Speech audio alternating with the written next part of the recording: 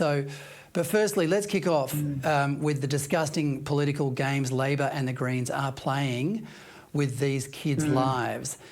Can you tell us, those two cases that you described last week in the Senate, how common are cases like that? They those cases are ridiculously common in remote communities. I mean, those two cases are cases that have been reported and gone through, going through the, if not have been through the justice system, going through the justice system. But I mean, I know of a woman who has rescued several of her siblings and family members, nieces, and such, away from community because they've all been subjected to sexual abuse and the horrors of life in remote communities. And it's abhorrent to think that this Labor government and their supporters and the Greens are continually denying the right for these victims to be heard. In my introduction, I quoted Natunga Phillips, who wrote in 1996, one of the first people to write about this topic back in 96.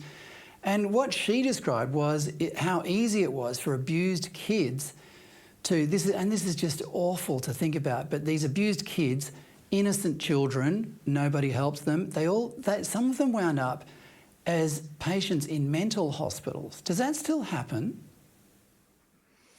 That can happen. I know of a case of a little boy, probably 3 years old, who would wander around the community, sometimes just naked, like just seemingly no responsible adult taking care of that child. And that child turned up at a house of a woman I know several times, and she was just beside herself. She would make sure she took care of the child as much as she could, and then she'd go to try and find family, and no one was there to put their hand up and say, well, that's our kid. Just like a stray dog, basically, this child.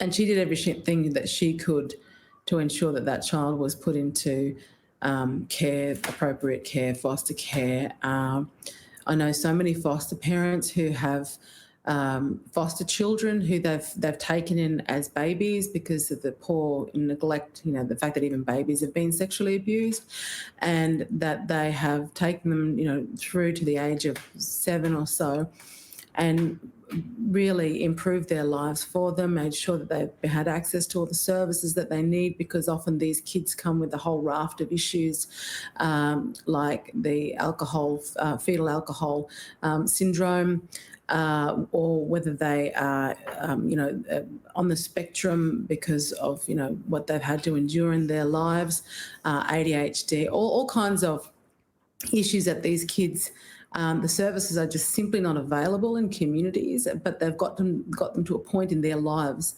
where they're operating, functioning like, well-rounded children. And then the agencies have stepped in to say, we've found someone who is kin for this child, therefore we are now going to remove them from these functional situations where they're being loved and cared,